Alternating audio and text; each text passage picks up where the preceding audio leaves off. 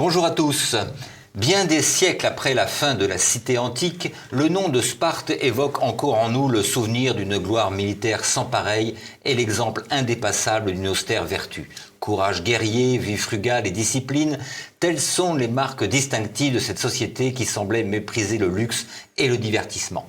Mais Sparte, c'est aussi une organisation sociale originale dans la Grèce antique qui s'est opposée à l'impérialisme démocratique de sa grande rivale Athènes. Nous allons aujourd'hui, avec notre invité, en retracer l'histoire en dépassant les mythes politiques égalitaristes ou militaristes qui entourent encore la cité du Péloponnèse. Frédéric Éparvier, bonjour. Bonjour. Alors vous avez fait des études de géopolitique, vous travaillez dans l'industrie stratégique, mais surtout vous collaborez régulièrement au site Polémia et vous donnez des cours de géopolitique aux auditeurs de l'Institut Iliade. Et vous venez de publier chez nos amis de la Nouvelle Librairie un petit ouvrage sur Sparte et l'idée spartiate. Alors, dans votre avant-propos, vous nous faites part de la difficulté pour l'historien d'écrire une histoire de Sparte par manque de sources. Donc une première question, quelles sont ces sources et pourquoi sont-elles si rares? Et une deuxième question que je pose dans la foulée, et également, vous évoquez la pauvreté de l'historiographie en France, contrairement dans le monde anglo-saxon. Alors, quand je dis qu'on manque de sources, n'exagérons pas. Il y a des milliers de pages sur Sparte. J'ai des dizaines de livres à la maison sur Sparte. Donc il faut relativiser le propos. Ce qui est clair, c'est que nous n'avons pas une histoire de Sparte écrite par les Spartiates. Les documents de l'époque que nous avons sont écrits essentiellement par des Athéniens, Xénophon, Thucydide, par l'historien Hérodote, et puis plus tard par le romain Plutarque, qui écrit en 100 après Jésus-Christ, avec des sources qu'il avait à l'époque, des documents grecs qu'il avait à l'époque qu'on a perdus par le sac de Rome, les incendies des bibliothèques. Donc on n'a pas une histoire de Sparte, il n'y a pas de registre spartiate. Bon, en revanche, on a pas mal de sources écrites, on a toute l'épigraphie et toutes les stèles sur lesquelles étaient gravés les noms des morts, les textes des traités, et ainsi de suite. On a toute la poterie, puisque les vases étaient peints, et on en parlera quand on parlera des boucliers et de la révolution politique. Donc on a cette statuaire et ces vases. Et puis depuis quelques années, on a maintenant l'archéologie expérimentale, où on essaie de reproduire le mode de vie des anciens avec les méthodes de l'époque qu'on reconstruit. Il y a des centaines d'exemples. En France, pas très loin de chez nous, il y a Guédelon, qui est un magnifique exemple d'archéologie expérimentale, puisqu'on reconstruit un château moyenâgeux avec les méthodes de l'époque qu'on redécouvre dans certains cas. Voilà, donc c'est assez compliqué. Et deuxième petite chose, il est bien vrai que la France n'a pas été très intéressée par le sujet spartiate. Les spécialistes, et il y a d'excellents spécialistes sur Sparte, François Richier, Edmond Lévy avant, ont écrit de très belles choses sur Sparte, dont je me suis largement inspiré. Mais c'est vrai que l'école française est plutôt athénisante.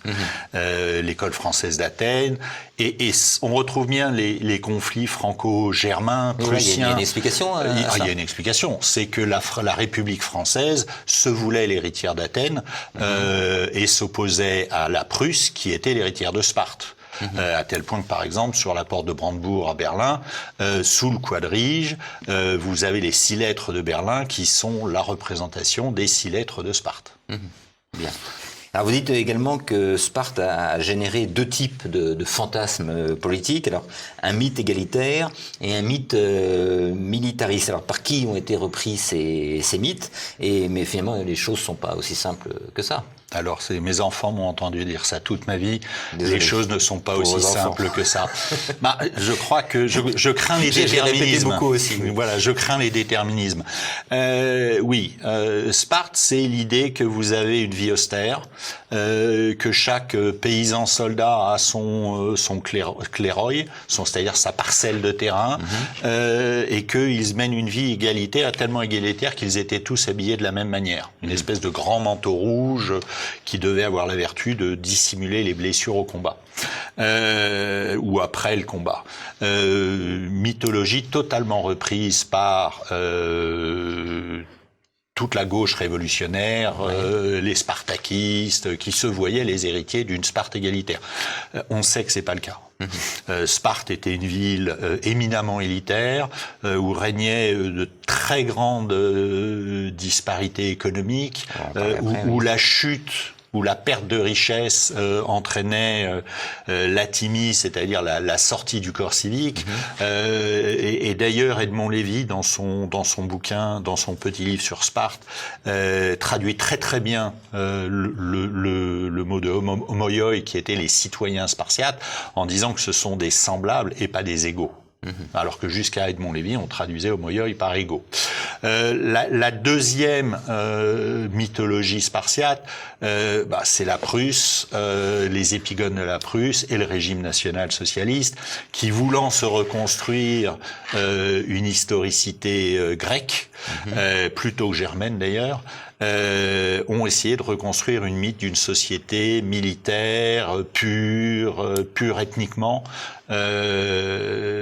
qui est aussi un mythe. Et là, l'historien Johann Chapoutot a un peu fait, de manière assez définitive, a tiré le trait sur cette légende dans sa thèse de doctorat nazisme et antiquité.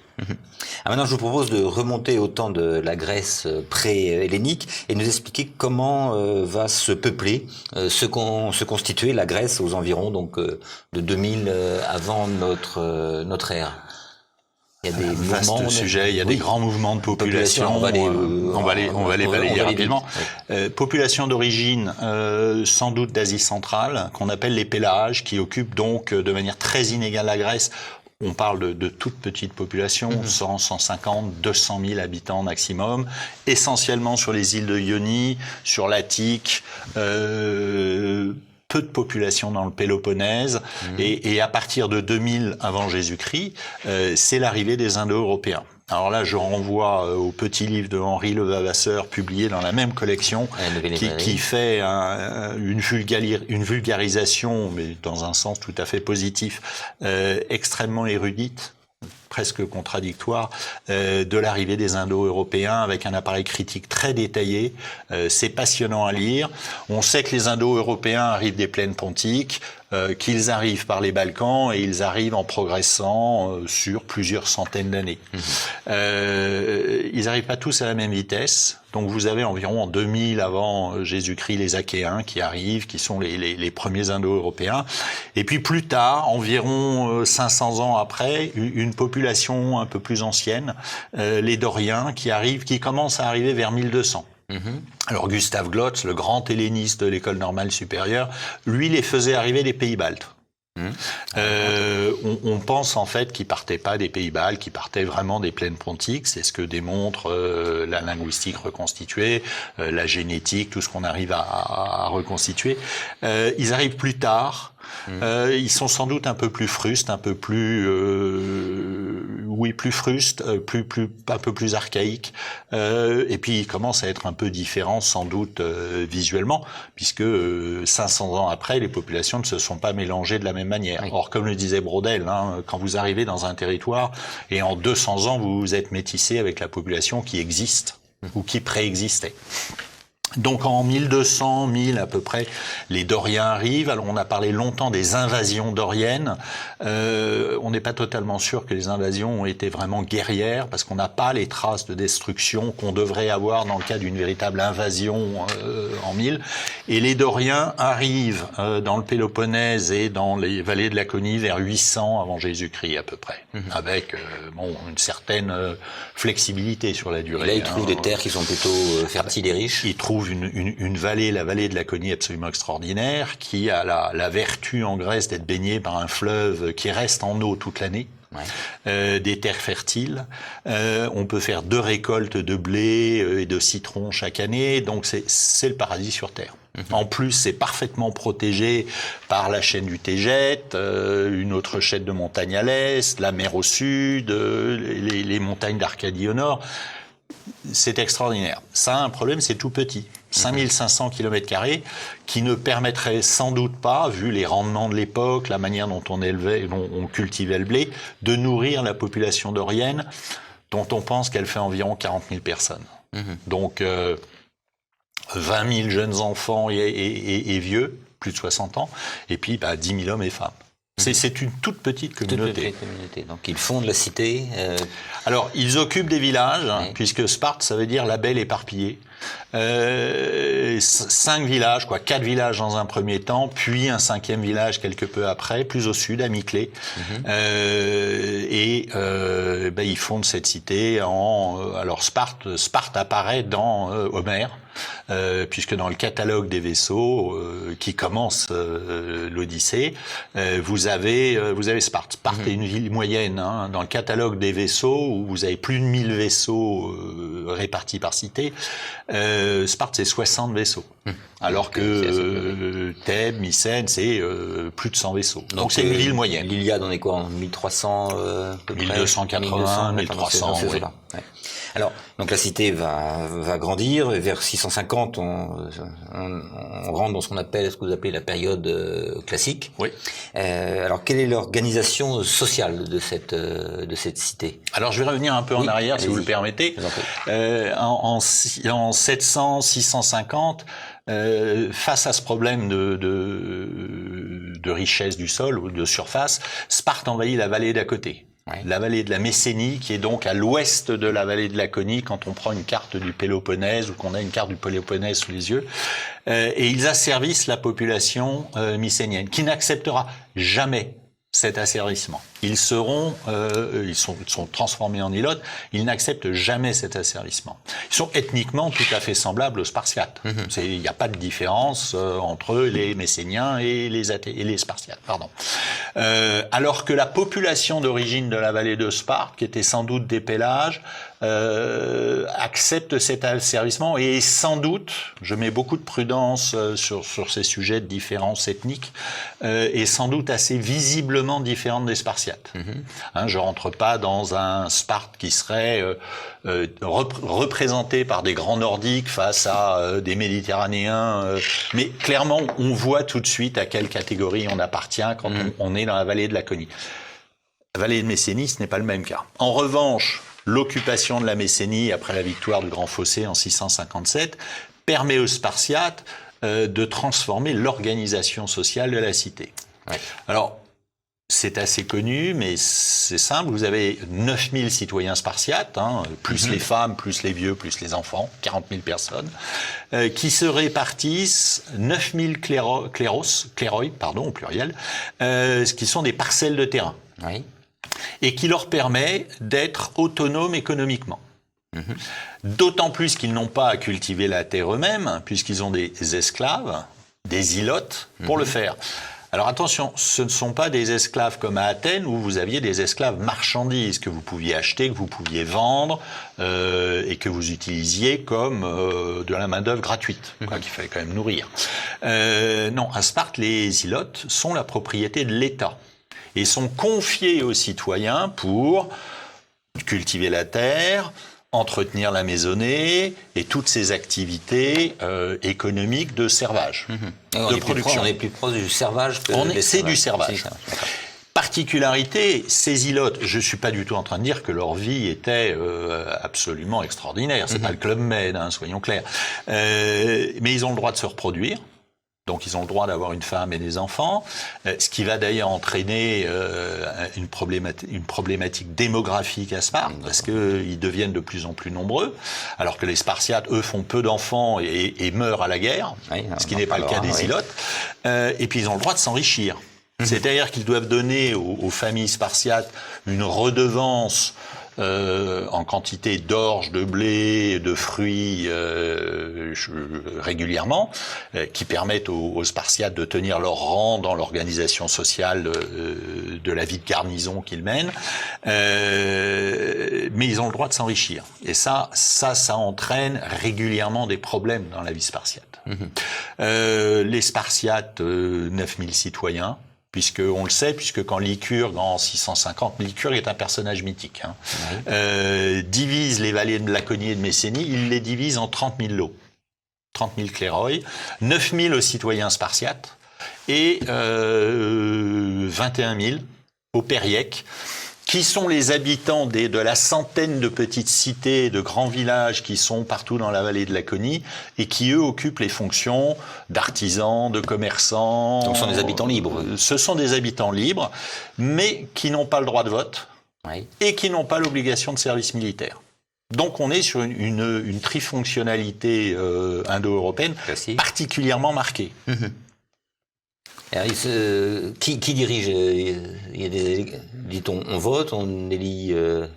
On vote, quelle horreur. Non, je plaisante. Vous avez deux rois. Vous avez deux familles de rois qui ont des fonctions non négligeables. La fonction militaire, ce sont les chefs de guerre. La fonction religieuse, et je le signale dans mon bouquin, on a souvent tendance à dire dans les articles et dans les livres sur Sparte que c'est pas une fonction très importante. C'est une fonction essentielle. On ne fait pas un acte dans la vie quotidienne polythéiste spartiate sans invoquer les dieux, sans honorer les dieux, sans négocier avec les dieux. Les dieux sont pas des esprits qu'on prie. Non, ce sont des puissances qu'on honore et avec qui on négocie. Je renvoie à l'Odyssée, à l'Iliade, pardon, où les femmes spartiates négocient avec Athéna la victoire des Troyens sur les Athéniens. Et elle lui offre, à un moment, c'est le livre 2, je crois, de mémoire, dans l'Iliade, un superbe morceau de drap en soie et en or. Et Athéna leur dit non. Moi, je défends les cités grecques. Donc la relation aux dieux est très différente. Et puis troisièmement, et ça c'est non négligeable aussi, ils sont, alors je vais dire les juges par vocabulaire moderne, mais c'est eux qui règlent les questions d'état civil et d'héritage. Notamment quand les femmes sont emmenées à se remarier sur qui possède la terre et comment se réorganise. On va reparler des femmes. C'est très important à Sparte. Elles ne sont pas enfermées. Elles ont une place particulière qui est très différente de celle Elles ne sont pas enfermées dans un gynécée comme à Athènes. Elles participent à la vie politique. Alors, sans tomber nécessairement dans les exagérations du film 300, où la reine Gorgo utilise son corps pour défendre son mari. Mais non, les femmes spartiates ont un rôle très particulier. Donc elles ont une éducation civique. Elles ont une éducation sportive et civique. Elles vont à l'école, elles font du sport, elles sont réputées pour leur beauté. Et puis surtout, elles possèdent la terre en propre. Oui, elles ne font pas que la transmettre. Elles ne font pas que la transmettre. Les Athéniennes transmettent, sont épiclères, elles transmettent la terre. Les Spartiates sont paroukoï. Elles possèdent la terre. Et à la fin de la Sparte classique, donc 370, 350, les femmes possèdent un tiers de la terre. Donc ce sont souvent des veuves, j'imagine. Des veuves, oui, des veuves, bien sûr, parce que les maris meurent à la guerre. Également, une chose qui m'a frappé, c'est qu'ils n'ont pas d'argent. Enfin, ils n'utilisent pas l'or ni l'argent pour la monnaie, ils sont des lingots de fer. Alors, ils utilisent des barrettes de fer. Alors, ça s'arrête en 380 avant Jésus-Christ. Il y a des réformes parce qu'ils comprennent bien que s'ils veulent lutter contre les autres cités grecques, il faut avoir... Mais sinon, c'est dans quel but? C'est pour ne pas aimer l'argent? Pour ne pas aimer l'argent. C'est une vie austère. On peut vraiment parler de vie austère à Sparte? Oui. À cette époque-là, dans la période classique 650... 450, c'est-à-dire à peu près entre la première et la deuxième guerre du Péloponnèse, Sparte est une ville austère où l'homme est soumis à la loi de la cité. L'homme, le citoyen. Et donc, on ne peut pas, vous venez de dire, on ne peut pas vraiment parler d'égalitarisme. Non. Mais vous parlez d'un régime d'équilibre. Alors, on ne peut pas parler d'égalitarisme parce qu'il est formel. On sait d'ailleurs pas bien comment fonctionnait le système des cléroïs et comment, quand on avait plusieurs enfants, ils héritaient. Est-ce que les lopins de terre restaient à propriété de la cité et que les efforts qui étaient un peu le pouvoir judiciaire et exécutif de la cité, comment ils répartissaient à différentes époques. Et on sait en plus que les cléroïs, quand ils étaient à l'époque classique, ne suffisent sans doute pas à nourrir toute la population dans les calculs qui ont été faits sur la productivité agricole. Donc c'est un sujet compliqué. Alors c'est un régime égalitaire formel, mais on voit très très bien sur les 200-300 ans de la cité que j'essaie de présenter dans mon petit livre qu'il évolue sans cesse et qu'il y a plusieurs catégories. On est à peu près certain qu'il y avait une aristocratie parmi les 9000 Spartiates. On le sait par la bataille de Sphectarie, où sur les 125 citoyens spartiates qui sont faits prisonniers par les Athéniens, Xénophon nous dit qu'il y a des citoyens d'élite. Donc on pense qu'il y a une aristocratie, on la connaît pas bien. Deuxièmement, le régime est fait pour ne pas évoluer. Il s'appuie sur 3 institutions. La royauté, les 2 rois, qui déjà étant 2 sont dans une obligation d'équilibre. Les forats, qui sont les 5 élus, qui ont énormément de pouvoir, mais de manière très limitée dans le temps. On ne peut être fort qu'1 an. Et la population des citoyens, donc en 650, les 9000 citoyens, homoioi pour être plus précis, qui diminuent sans cesse et qui élisent 60, qui élisent la Gérousie, qui est donc l'assemblée des vieux. D'accord. Non, pardon, ils sont 30. 28 plus 2 rois plus 5 efforts. Et on pense que, je pense que il y a 5 efforts parce qu'il y a 5 villages et que chaque village élisait un effort. Et alors, chose très particulière, on ne fait pas campagne. On est effort ou géronte par acclamation. C'est-à-dire que vous passez au milieu de la grande place de Sparte, le Platinistas, et les gens qui vous tournent le dos, qui ne vous voient pas, soutiennent votre passage en applaudissant. En applaudissant. Et les personnes doivent juger, mais sans voir qui passe sur la place, quel est le niveau d'intensité sonore. Donc c'est un système. L'applaudimètre. C'est l'applaudimètre. On voit bien comment ça pouvait être soumis à, à un conformisme, parce que tout se fait en public. Et donc c'est un système qui est fait pour que il ne change jamais. Que les 9000 citoyens restent les 9000 maîtres de Sparte, et qu'en même temps personne ne puisse jamais prendre le pouvoir de manière durable. Le pouvoir des rois est limité, le pouvoir des efforts ne dépasse jamais 1 an, et vous avez des études extraordinaires sur les forats par le professeur américain Kagan de Yale, décédé en 2022, qui montre très très bien comment les efforts étant 5 se départageaient à peu près régulièrement dans un vote de 3-2. Donc c'est vraiment un régime qui est fait. J'ai tenté le barbarisme ou le néologisme de conservatocratie. J'ai vraiment l'impression que c'est un régime qui est fait pour que les choses ne changent pas et que la population dorienne reste au pouvoir dans ce que j'ai appelé un paradis terrestre. Alors, on va maintenant aborder le mythe militariste, parce que dans notre mémoire collective, Sparte, c'est la cité guerrière. Alors, est-ce que c'est vrai? Et surtout, ce qui fascine toujours, c'est comment étaient éduqués les jeunes Spartiates, donc les jeunes enfants doriens. Oui, à quelques exceptions près, puisque par exemple Xénophon, qui est athénien, mais qui est amoureux de Sparte, laconisant, comme on disait, a le droit de mettre ses enfants à l'agogé. Donc l'agogé, c'est l'école de Sparte, c'est l'école des citoyens. C'est une école qui est prise en charge par la cité et où les jeunes Spartiates, mâles, de 7 à 20 ans, sont formés par la cité. Alors ils sont formés. Alors, à quoi ressemble cette formation? De ce qu'on en sait. Alors déjà, il y a beaucoup d'ambiguïté. On ne sait pas si de 7 à 12 ans, ils dormaient à l'école, en pensionnat, ou s'ils rentraient chez eux. Ça, on ne le sait pas. Vous avez des descriptions de l'agogé et où le temps utilisé par l'auteur permet de penser qu'en fait, ils n'étaient pas à l'école entre 7 et 12 ans. En revanche, entre 12 et 20 ans, ils dormaient à l'école. On retrouve d'une manière intéressante ce système scolaire dans les public schools anglaises, qui sont des écoles privées. Il faut être anglais pour appeler une école privée une école publique, ou dans les les écoles allemandes jusqu'en 1918. Les cadets. Pensionnats, où on fait une formation militaire et ainsi de suite. Alors les jeunes étaient formés, les jeunes spartiates étaient formés au sport, notamment par la danse. Alors sachant que la danse est collective. Donc c'est un exercice de synchronisation collective. Et de cohésion du groupe. Et de cohésion du groupe. Par le chant, la poésie, on pense qu'ils savent lire et écrire. Alors, pas de manière fluide comme les Athéniens. Bon, cela dit, c'était les Athéniens de la haute société qui savaient lire et écrire, ne nous y trompons pas. Ils savent lire et écrire, et puis ils passent leur vie à faire des exercices militaires, à s'endurcir, à vivre dehors, à manger légèrement. C'est une vie rude. Oui. Pour les endurcir, parce qu'on sait qu'ils vont devenir des soldats. Parce que la noblesse de la fonction dorienne, ou de la condition dorienne, c'est de défendre la cité à l'intérieur et à l'extérieur.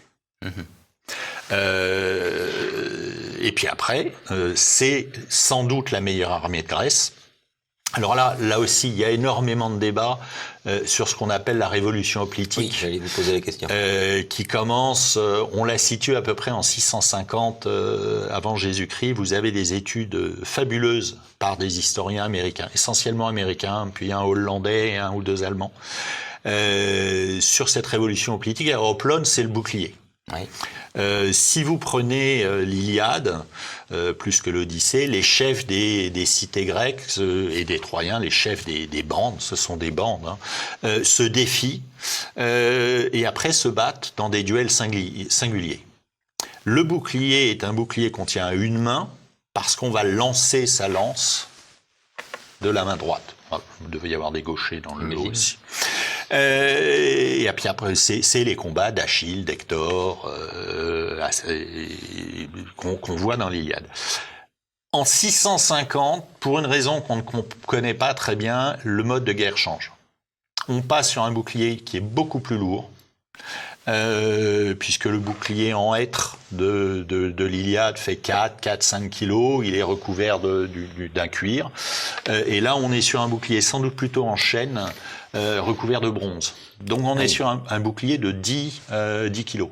8 à 10 kilos. Il est sans doute plus petit au départ, puis il grossit avec le temps, jusqu'à devenir trop lourd pour être efficace. Porter un bouclier de 10 kilos à bout de bras. Et on passe son bras dans une boucle centrale qui s'appelle l'antilabe, et on tient le bouclier par le porpax, qui est une poignée sur le côté.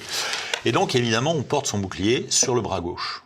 Et donc, on l'appuie sur l'épaule gauche, et on couvre une partie de son corps et une partie de son voisin avec son bouclier. Ce qui fait que là où auparavant on était dans une succession de combats singuliers, ce qui va primer à partir de la révolution hoplitique, c'est le combat collectif. C'est l'alignement des citoyens soldats entre eux et la solidarité de la troupe. C'est très intéressant. Et leur arme, c'est-à-dire qu'on n'a plus une arme de jet, mais on a une arme de frappe.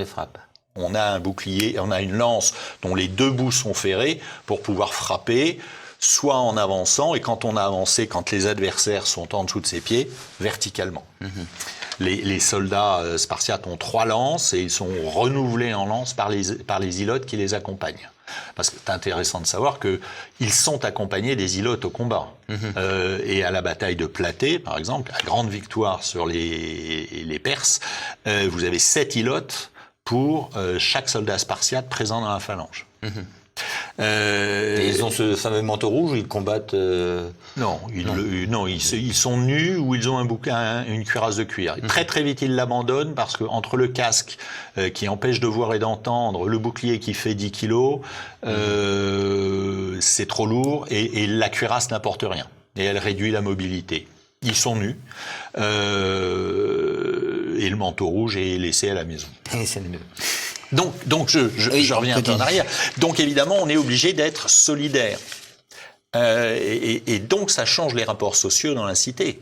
Vous êtes le chef d'une bande au moment de l'Iliade, en 1000 avant Jésus-Christ, parce que vous êtes le plus fort. Vous êtes l'égal de vos concitoyens quand vous combattez dans une phalange. Parce que la phalange ne permet pas le combat individuel. Alors, Il y a des grandes discussions pour savoir si la phalange combattait de manière unie pendant toute la durée du combat ou si elle se débandait très vite face à un ennemi en fuite. Ça, on ne sait pas. Vous avez des érudits qui ont étudié tous les textes grecs à la virgule près, il n'y a pas de virgule en grec, qui vous expliquent qu'ils se battent d'une manière ou d'une autre. Ce qu'on sait, c'est que le roi montre l'exemple en étant le plus à droite possible, qui est la partie la plus exposée. Donc on est certes légal, mais aussi le plus courageux. Parce qu'évidemment, quand on tient son bouclier du bras gauche, quand on est le plus à droite, on a une partie du corps qui est exposée à l'adversaire. Et deuxième particularité, comme on s'appuie sur son voisin, les phalanges ont tendance à glisser à droite. Ouais. Ce que l'on verra quand on parlera de la bataille de Leuctre, où le glissement à droite est cette fois-ci fatal aux Spartiates. Alors justement, on va parler des batailles. Au vu du temps qui nous reste, on va pas les décrire toutes. On va parler des premières guerres médiques qui commencent en moins de 480. Oui. Donc c'est un conflit qui va... 490 avec la bataille de Marathon, et puis 480, c'est la grande offensive. Voilà, donc ça va durer 10 ans, ces guerres médiques qui les opposent aux Perses. Alors il faut... Attention, vous n'êtes pas dans la guerre 14 avec 4 ans de combat. Non, j'imagine, c'est des guerres... D'ailleurs, on dit les guerres, c'est pas la guerre... Oui, puis les guerres, ça dure très peu. Ouais. Vous avez la première invasion 490 qui dure une bataille, 3 heures de combat et encore 3 heures. Invasion des Perses. C'est Marathon. Et puis 480, alors cette fois-ci c'est le franchissement des Dardanelles aujourd'hui, une armée médo-perse qui doit faire environ 300 000 personnes. Hérodote parle d'1 million, mais il exagère, comme César. Il exagère. Et là c'est la bataille des Thermopyles qui est véritablement l'acte le plus glorieux des Spartiates. Vous avez 300 Spartiates qui résistent 3 jours, qui sauvent la Grèce, qui mobilisent la Grèce, qui à ce moment-là prend bien conscience qu'elle est unique civilisationnellement et qu'elle a besoin de se défendre. Mais ça, c'est important, c'est que les cités s'unissent et c'est Sparte qui prend la tête. Mais naturellement, elle prend la tête. Elle prend la tête parce qu'on considère que ce sont les meilleurs soldats. Parce qu'ils sont formés à être soldats, parce que, particularité de Sparte, comme ce sont des soldats professionnels, ils manœuvrent mieux. Oui. Alors que c'est le film 300, c'est des paysans, des potiers qui viennent se battre. On se bat l'été. On se bat entre le 15 juillet et le 15 août en Grèce. Parce qu'on est paysans et que donc il faut faire les récoltes, il y a les moissons et ainsi de suite. Donc on se bat 1 mois. Et 1 mois pendant lequel on passe 3 semaines à se rendre sur le terrain de bataille de l'adversaire.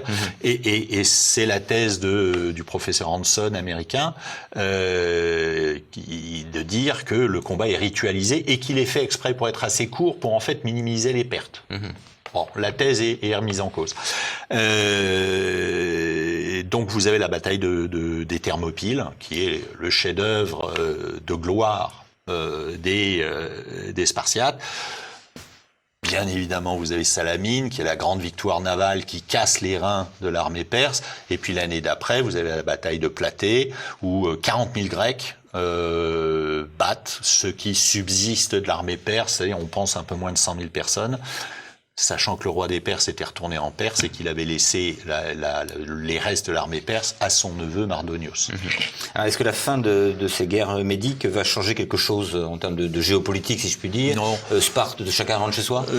Sparte rentre chez soi, la gloire de Sparte est assurée, mais les Athéniens ont envie de prendre le pouvoir. Oui, voilà, donc on en arrive à la grande rivale. On en arrive à la grande rivalité des guerres du Péloponnèse, qui sont magnifiquement on va pas décrites. Expliquer, parce qu'on n'a pas le temps d'expliquer. C'est Thucydide. Je renvoie à Thucydide.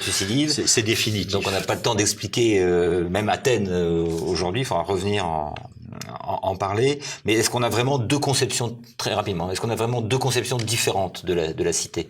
Oui. Athènes, c'est une démocratie limitée, 300 000 habitants, 60 000 citoyens. C'est une puissance impérialiste, maritime. Sparte, c'est une cité agraire, austère, militariste, mais pas impérialiste. alors même la division entre les puissances maritimes et terriennes inspireront Carl Schmitt plus tard dans sa vision géopolitique. Il faut être prudent sur Athènes et Sparte. Athènes est généralement bien vue, c'est pas nécessairement elle qui a le beau rôle pendant les guerres du Péloponnèse. C'est elle qui déclenche? C'est elle qui déclenche la guerre avec la Ligue de Délos. Oui. Alors on en arrive au piège de Thucydide, où une puissance en place ou déclinante prendrait peur de l'arrivée d'une puissance montante. Et d'ailleurs, dans ce qu'il appelle les causes vraies des guerres du Péloponnèse, Thucydide dit que c'est la vraie cause. Graham Allison, un historien américain, on a tiré la théorie du piège de Thucydide. Il faut être prudent. Une puissance en place ou déclinante n'a pas peur pour elle-même. Le régime en place a peur d'être chassé. Et pour les Spartiates, ça aurait été catastrophique. Le passage d'un régime quelque peu aristocratique à une démocratie aurait fait perdre le pouvoir à la communauté dorienne, qui était minoritaire. On parle de 9000 Spartiates en 650. Attention, en 465, ils ne sont plus que 4000 après le tremblement de terre. Et au moment de l'Euctre, la défaite finale, ils sont 1500. L'oligantropie, la chute de la démographie est la cause de l'effondrement spartiate. On va y venir. Et donc ces guerres du Péloponnèse se concluent par une victoire de Sparte à nouveau. Alors deux guerres. 460 à 445, la première guerre qui est suivie de la paix de 30 ans, une seule bataille. Donc vous voyez quand même quasiment 15 ans, une seule bataille, Tanagra, qui est une victoire spartiate non conclusive. Deuxième guerre du Péloponnèse, 431-404, entre Athéniens et Spartiates, il y a 2 batailles. On se bat un mois l'été. Voilà. Donc c'est une victoire spartiate. Alors, une victoire pas très glorieuse, puisque les Spartiates ont bien compris, avec leur général Lysandre, que pour battre les Athéniens, il fallait les battre sur mer. Donc ils se font payer une flotte par le roi des Perses, le petit-fils de celui qui avait fait les invasions en 480. Ils se font payer une flotte et ils finissent par battre les Athéniens à la bataille d'Agopotamos, qui est dans les Dardanelles. Et à partir de là, ils peuvent prendre Athènes, puisque ayant détruit sa flotte, ils prennent Athènes. Et ils imposent un régime aristocratique, dit des 30, qui tiendra 1 an. Et ensuite, c'est Thèbes qui va reprendre... Oui, alors Thèbes, évidemment. Alors, Thèbes, on est encore dans le piège de Thucydide? Non. Quelles sont les raisons de l'agressivité de Les Thébains n'aiment pas la mainmise spartiate, parce que là, Sparte, après la défaite d'Athènes, devient véritablement une puissance impérialiste. Et alors, on a le jeu des Perses, qui financent systématiquement la ville grecque la plus faible, la cité grecque la plus faible, pour affaiblir ce voisin qui les a humiliés 50 ans avant, presque 100 ans avant. Et tout ça, ça va à la bataille de l'Euctre, 471 avant Jésus-Christ. Donc là, mais là, c'est vraiment encore Thèbes qui c'est les Spartiates qui attaquent Thèbes et qui attaquent 4 fois en 10 ans lors des guerres de Corinthie Thèbes. Mais cette fois-ci, ils perdent, et de manière assez définitive, puisqu'il y a 1200 citoyens qui forment l'aile droite spartiate. Alors voilà, donc je voudrais qu'on s'arrête 2 minutes sur la bataille de l'Euctre, parce que vous en avez parlé tout à l'heure, avec le fameux... C'est l'apparition de l'ordre oblique. L'ordre oblique, là, donc c'est le coin dans la ligne droite. Alors le général Thébain Épaminondas, qui est un pythagoricien, ne respecte pas les règles d'usage de la bataille et met le gros de ses troupes à l'aile gauche, au lieu de les mettre à l'aile droite, c'est-à-dire qu'il fait face à l'élite spartiate. Et là où l'usage était de mettre ses soldats sur de 8 à 12 rangées pour pouvoir pousser, lui, il met ses troupes d'élite sur 50 rangées. Et donc, au moment où les Spartiates attaquent, le premier choc, d'après Xénophon, est favorable aux Spartiates, mais ils se font enfoncer, et sur les 1200 Spartiates de race pure, de Doriens, 400 morts, dont le roi, Cléomène II. Et le lendemain, les Spartiates reviennent réclamer le corps de leur roi, ce qui est la preuve suprême de leur défaite. À partir de là, Sparte est finie. Sparte a perdu militairement. Sparte a perdu sa réputation militaire. Et puis Sparte n'a plus les ressources humaines. Il doit rester entre 800 et 1000 citoyens. Parce que de l'arrivée des Spartiates à l'Euctre, c'est un long déclin de population. Alors, un déclin de population qui est dû à quoi? Donc il y a ce fameux tremblement de terre déjà qui tue à peu près. Ils n'arrivent pas à renouveler la population, c'est-à-dire qu'ils ne font plus d'enfants? Ils ne font pas d'enfants. Alors, qu'est-ce qu'on a comme explication? il y en a pas mal. Déjà, il y a certainement une explication économique. Avoir trop d'enfants, c'est entraîner la dilution des terres. Donc, c'est une population qui ne fait pas d'enfants. C'est ensuite une population qui a des mœurs sans doute un peu particulières. Il y a une tolérance pour l'homosexualité dans l'école, à l'agogé.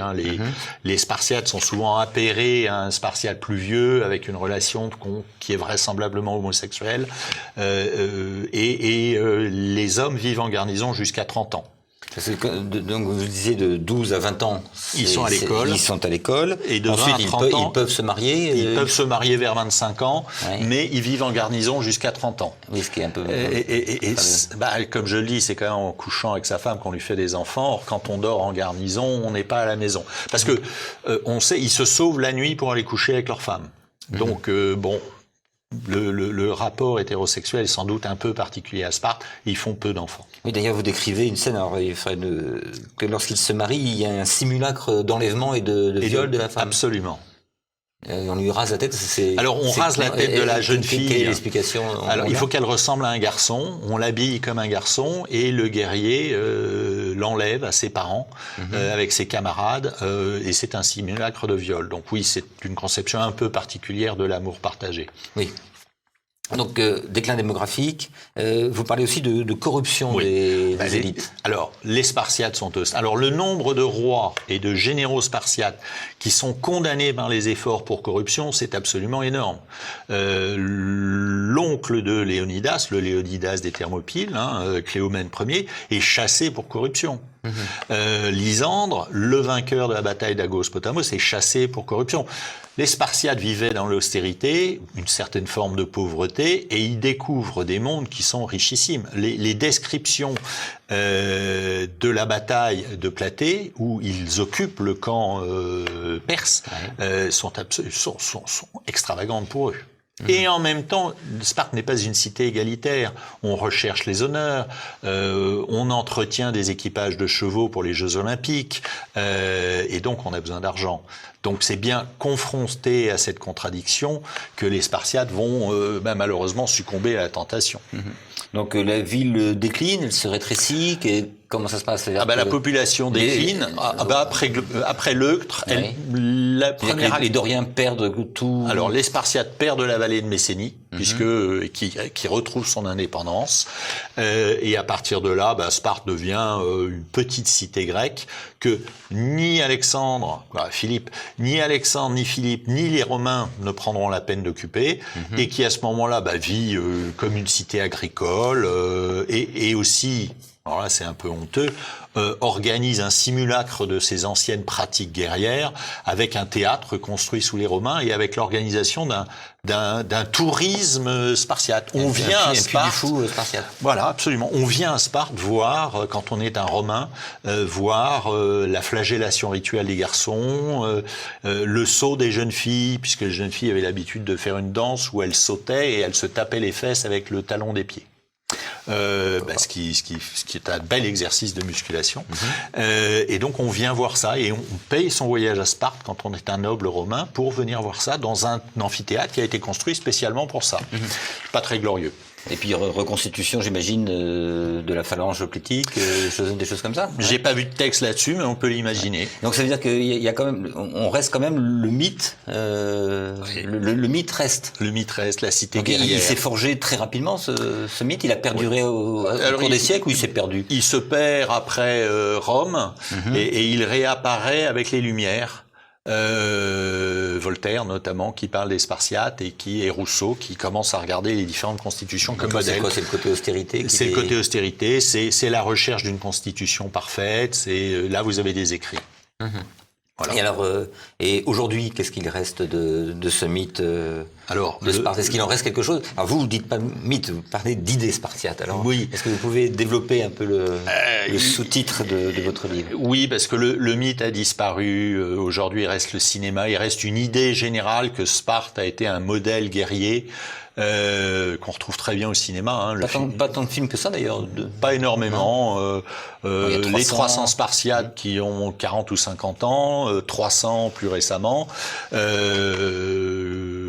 voilà, quelques BD, quelques très bons livres qu'on a lus quand on était jeune, voilà. Mais oui, c'est une idée aujourd'hui, l'idée d'une cité austère, rude, de courage et de sacrifice individuel à la loi de la cité, ce qui reste quand même un exemple aussi.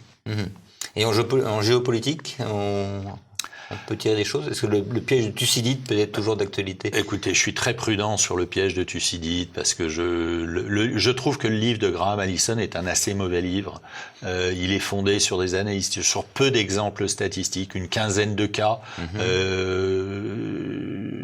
Et puis après, toute l'idée de la terre et la mer est une thèse intéressante, celle de Carl Schmitt. Je suis pas sûr qu'elle soit totalement opérative, mais Sparte reste un modèle. Eh bien, nous allons conclure là-dessus et je vous renvoie donc à votre petit ouvrage Sparte et l'idée spartiate aux éditions de la Nouvelle Librairie. Ça se lit très bien, c'est bourré de sources également, ça qui est intéressant, donc ça nous permet de rechercher. Et c'est vraiment un bon survol, mais très complet. Et également vient de sortir chez Passé Composé un Sparte contre Athènes de Manuel Rodriguez de Oliveira, qui est, lui, chercheur associé à la Sorbonne Université, responsable logistique et de la régie des collections pour l'École française d'Athènes sur le site de Delphes. Et il est également professeur d'histoire en classe préparatoire au lycée Malherbe à Caen. Et lui, il parle plus particulièrement de l'opposition entre Sparte et Athènes, qu'il compare à un affrontement semblable à la célèbre opposition entre les États-Unis et l'URSS. Alors, je n'ai pas lu le livre, d'ailleurs, je vous le donne. C'est très gentil, comme ça, merci. Vous pourrez nous dire ce que vous en pensez. Ça sera bien. Je vous remercie infiniment. C'était passionnant. C'était Passé Présent, l'émission historique de TVL, présentée en partenariat avec la revue d'histoire européenne. Vous allez maintenant retrouver la petite histoire de Christopher Lahn. Mais n'oubliez pas, avant de nous quitter, de cliquer sur le pouce levé sous la vidéo et bien sûr de vous abonner à notre chaîne YouTube. Merci et à bientôt. Merci beaucoup.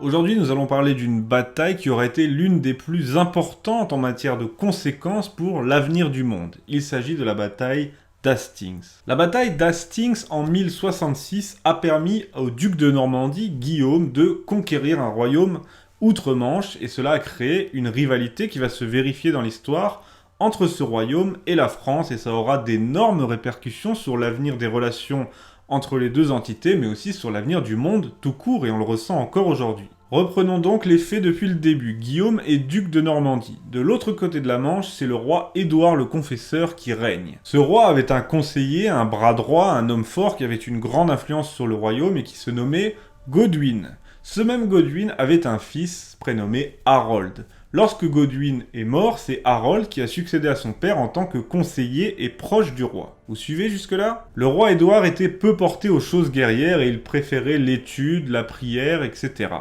Il a donc, sentant sa fin approcher, promis sa succession à Harold. Mais il n'avait pas de descendance directe et c'est bien ce qui a aiguisé les appétits.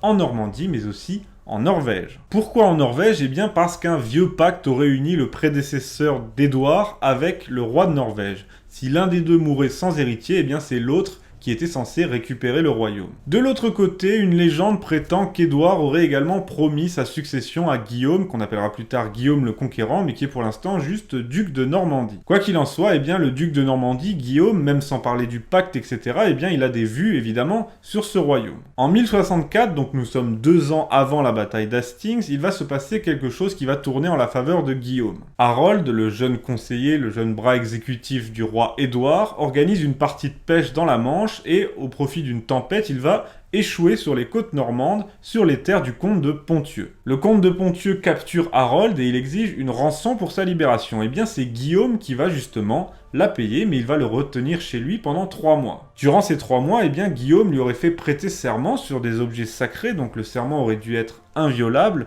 de le reconnaître, lui, Guillaume, comme roi d'Angleterre à la mort d'Édouard le Confesseur. 2 ans plus tard, le 5 janvier 1066, le roi Édouard meurt et c'est Harold qui se précipite pour se faire reconnaître en tant que successeur, en tant que roi, et il se fait couronner comme Harold Ier. Évidemment, ça n'a pas plu, ça a fait grincer quelques dents, et du côté normand et du côté norvégien, car ils voulaient tous les deux hériter de ce royaume. De toutes parts, on va donc se préparer à la guerre.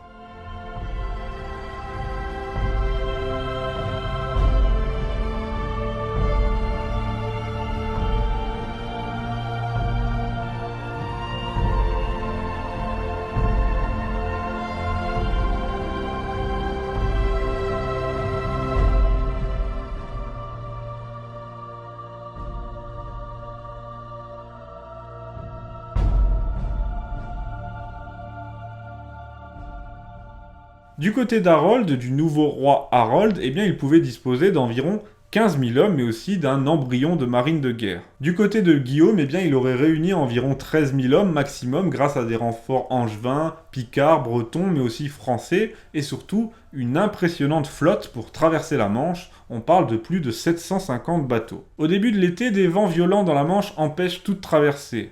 Harold, lui, a réuni ses hommes dans le sud de l'Angleterre en attendant Guillaume de pied ferme, mais finalement ce sont les Norvégiens qui vont débarquer les premiers et se diriger vers la région d'York. Harold remonte donc précipitamment avec son armée pour aller à la rencontre des Norvégiens, et le 25 septembre, il remporte une victoire décisive sur eux à la bataille de Stamford Bridge. 3 jours plus tard seulement, eh bien c'est Guillaume qui débarque sur les plages du sud de l'Angleterre. Il décide de s'installer à Hastings, sur les collines qui surplombe la côte, et il fait bâtir des fortifications. Lorsque Harold apprend ça, eh bien, il dirige son armée vers le sud pour aller à la rencontre de Guillaume à marche forcée, et il parcourt en une semaine plus de 320 km. Au matin du 14 octobre, les deux armées se font face, des armées d'environ 13 000 hommes de part et d'autre, mais du côté de Guillaume, eh bien, on est bien reposé, et du côté de l'armée d'Harold, on vient de faire une semaine de marche, donc on est assez épuisé. Côté anglais, on a très peu de cavalerie, très peu d'archers, mais on dispose d'une bonne réserve de fantassins.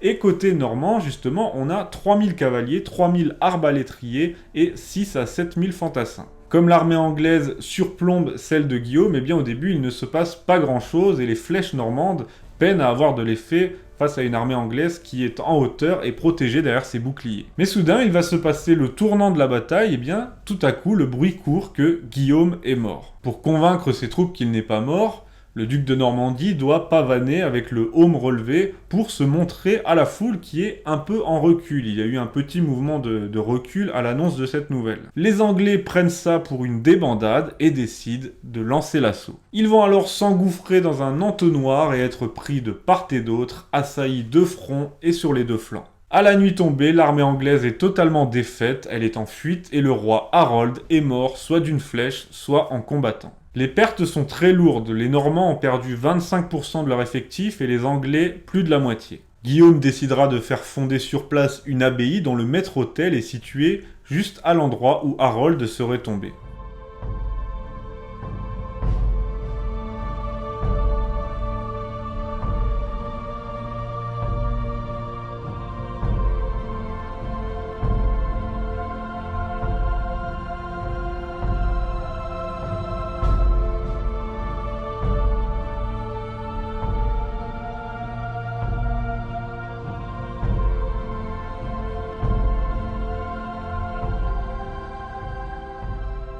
Mais cette victoire ne va pas ouvrir immédiatement les portes de l'Angleterre à Guillaume, puisqu'il y a tout d'abord une forte opposition de la noblesse anglo-saxonne. Ainsi, lorsque Guillaume se présente aux portes de Londres, eh bien, la milice de la ville l'attend et il est battu. Il lui faudra plusieurs semaines pour pouvoir enfin pénétrer dans sa nouvelle capitale. Enfin, le 25 décembre 1066, il se fait couronner à l'abbaye de Westminster, qui avait été construite par Édouard, en tant que Guillaume Ier, roi d'Angleterre et duc de Normandie. Vous vous en doutez bien, l'accession d'un duc de Normandie au trône d'Angleterre va, avec le temps, créer des rivalités avec le roi de France, car il était le vassal, même en tant que roi d'Angleterre, il était toujours le vassal du roi de France en tant que duc de Normandie.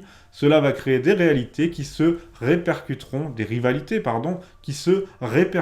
au fil de l'histoire, et l'histoire est là pour en témoigner. En Angleterre, eh bien, cela va aussi créer un bouleversement, autant sur le plan juridique, parce que le droit normand va s'appliquer à la place des vieilles coutumes anglo-saxonnes, mais aussi sur le plan culturel avec l'imposition de la langue normande. Et c'est pour ça qu'aujourd'hui encore, on a une colonisation de la langue anglaise dans nos contrées, mais sachez que la langue anglaise elle-même est issue de 60 à 70% de la langue d'oïl du vieux normand et donc du français. Eh oui!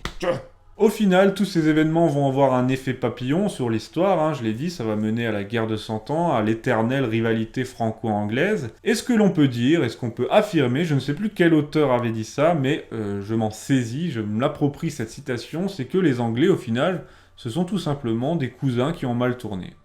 Merci à tous d'avoir suivi ce nouvel épisode de La Petite Histoire, et je vous retrouve très bientôt pour de nouvelles aventures sur TV Liberté et en audio sur Radio Liberté.